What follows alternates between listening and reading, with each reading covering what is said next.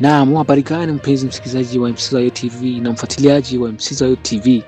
Kama wewe ni mgeni, cha kwanza na kuomba ni kubonyeza alama ya subscribe au sabone ili kuendelea kupata taarifa sahihi kwa muda sahihi. Na karibu kwenye matangazo ya leo Jumanne tarehe 23 mwezi wa 6 mwaka 2026. Na habari zetu kizianza huko ni kuwa wakimbizi wa Kongo waliopo nchini Rwanda watarejeshwa nyumbani kwao. Na taarifa hii imeeleza kwamba maendeleo juhudi za kuwarejesha wakimbizi wa Kongo wanaoishi nchini Rwanda baada ya miaka mingi ya kuishi uhamishoni kutokana na vita vya ukosefu wa usalama mashariki mwa Jamhuri ya Kidemokrasia ya Kongo.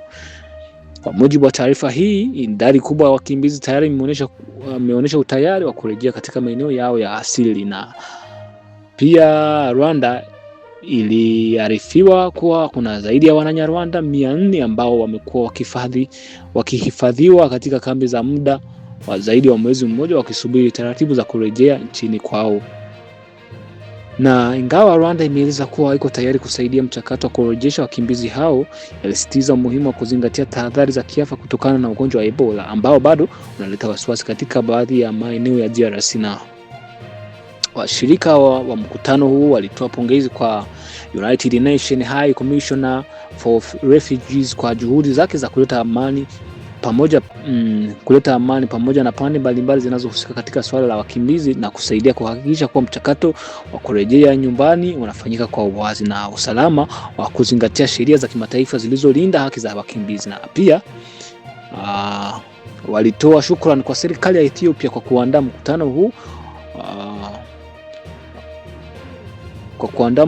huo na kuonyesha utayari wa kuunga mkono mazungumzo yanayolenga kuimarisha amani na ushirikiano katika ukanda wa maziwa makuu. Na makubaliano hayo yalifikiwa baada ya mkutano wa wataalamu uliofanyika tarehe 20 na 21 Juni mwaka 2026 na kabla mkutano wa waziri uliofanyika tarehe 22 Juni mwaka huu.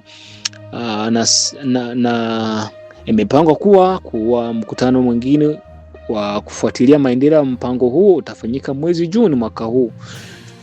Na huko tarehe na eneo rasmi vinatarajiwa kutangazwa baadaye. Na mpango huu wa kuwarejesha wakimbizi nchini mwao Kongo kutoka Rwanda unachukuliwa kwa hatua muhimu katika kupunguza tatizo la wakimbizi ambalo limekuwa likikumba ukanda la maziwa makuu kwa miaka mingi.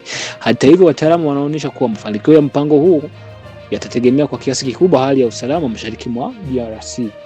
Na wachambuzi wangu ni kuwa kwanza kurejea kwa wakimbizi ni ishara kuwa baadhi ya watu wanaamini kuwa hali hii katika maeneo imeanza kuboreka na wanataka kujaribu kujenga upya maisha yao nyumbani baada ya muda mrefu wa uhamisho. Na pili, changamoto kubwa ni bado usalama maeneo mengi mashariki ya Kongo, hasa upande serikali ya Kinshasa na kontrole hasa ni ngumu sana. Afadhali Kivu Kaskazini sehemu M23 ina control, at least kuna amani sehemu M23 ina control, kuna amani. Na tatu ni kuwa swala la Ebola linaweza kuchelewesha au kufanya mchakato huu wa urejeshaji wa wakimbizi ukawa mgumu zaidi, na serikali za nchi husika zinalazimika kuhakikisha uchunguzi wa afya na hatua zingine za kinga zinazingatiwa ili kuzuia kuenea kwa ugonjwa huo. Na nne, ushirika wa UNHCR unaonyesha kuwa jamii ya kimataifa inafuatilia kwa ukaribu mchakato huu ni muhimu kwa sababu wakimbizi wanapaswa kurejea kwao kwa hiari na si kwa kulazimishwa.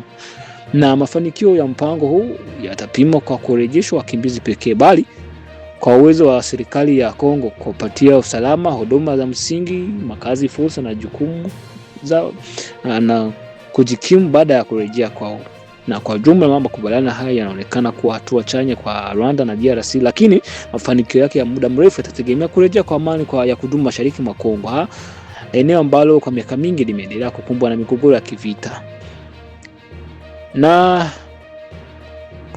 tukiingia Rwanda, Bukavu, na baada ya kufungwa kwa miaka Bukavu Kamembe, makamu wa rais wa baraza la vijana mkoa wa Kivu Kusini Yaniki Akilimani Babu Tetu chini ya uongozi wa afisa M23 ameomba mpaka huu ufunguliwe tena baada ya mamlaka ya Kivu Kusini kuthibitisha kuwa hakuna tena wagonjwa wenye maambukizi ya Ebola katika mkoa huu. Amesema hatua hii ya kuendelea kufunga mpaka huo unaathiri kwa kiasi kikubwa vijana wajasiriamali na wafanyabiashara na wasafirishaji. Na pia ametoa wito kwa serikali ya DRC chini ya uongozi wa M23 na Rwanda kuruhusu kurejea kwa shughuli za biashara za mipakani katika mazingira ya usalama na kiafya na kiusalama. Na kwa mujibu wake amesema kufunguliwa tena kwa mipaka utasaidia kufufua uchumi, kuunda ajira mpya na kuimarisha ushirikiano kati ya nchi hizo mbili.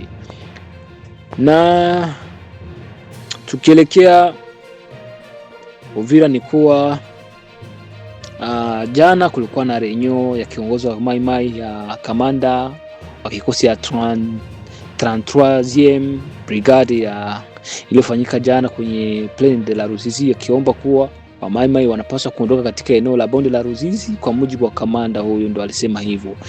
Na tukizungumzia kuhusu ziara ya rais wa Burundi ni kuwa sisi tunajua rais wa Burundi alikuwa kwenye ziara yake huko mjini Kinshasa. Ilikuwa mpango wa kuandaa namna tamasha ya Nyamulenge, lakini alisema kuwa Evariste Ndayishimiye pamoja na mke wake Angeline Ndayishimiye walipokelewa katika uwanja wa ndege wa jana Njili rais wa DRC Tshisekedi pamoja na mke wake Denise Nyakero. Na hatua hii imechukuliwa kama ishara ya uhusiano wa karibu kati ya viongozi wa nchi hizo mbili. Na ziara hii inafanyika wakati mashariki mwa DRC ikiendelea kushuhudia mapigano kati ya muungano wa vikosi vya serikali ya Kongo wanaojumuisha FARDC na washirika wake pamoja na pande wa vikosi vya M23 Twirwaneho.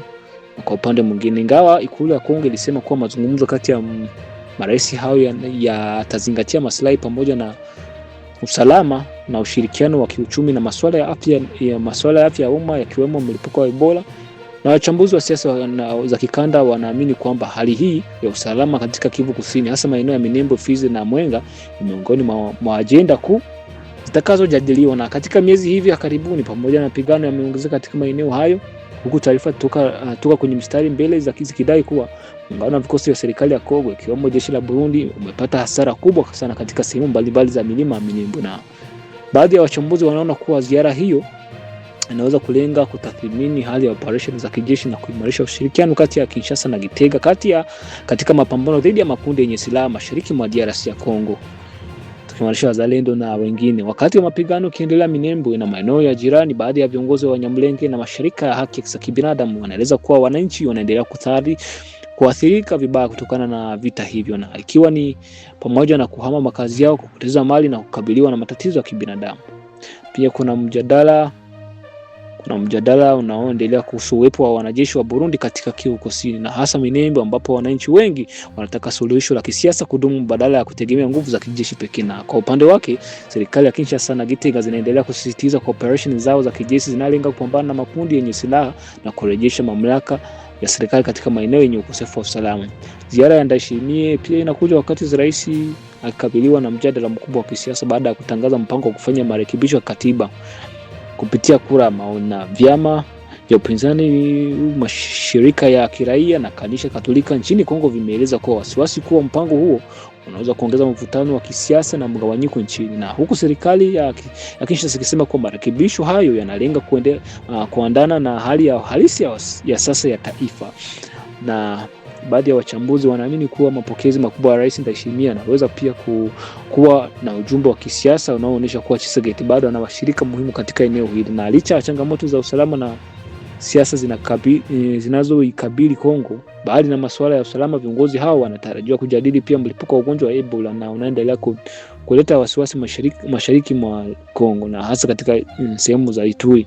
Serikali ya Kongo inasema kuwa idadi ya watu wanaoambukizwa Ebola inaendelea kuongezeka, jambo linalozua wasiwasi kwa sekta za afya ndani ya DRC na nchini jirani. Na ziara ya Rais Ndayishimiye mjini Kinshasa inachukuliwa kuwa muhimu sana kwa uhusiano kati ya Burundi na DRC, na pia inafuatiliwa kwa ukaribu na wananchi wa mashariki mwa Kongo, hususan wale wa Minembwe, Fizi na Mwenga, ambako vita vya muda mrefu vimeharibu miundombinu, kusababisha wakimbizi na kudhoofisha maisha ya wananchi. Wakati wa mazungumzo ya viongozi hawa yakiendelea, wengi wanasubiri kuona kama kutakuwa na hatua mpya kuhusu usalama wa Kivu Kusini na jinsi zitakavyonufaisha wananchi wanaoendelea kuathirika na vita hivyo muda mrefu. Na habari zingine tutaziendelea mchana wa leo. Ni washukuru, asanteni, muendelee kusubscribe kwa wingi.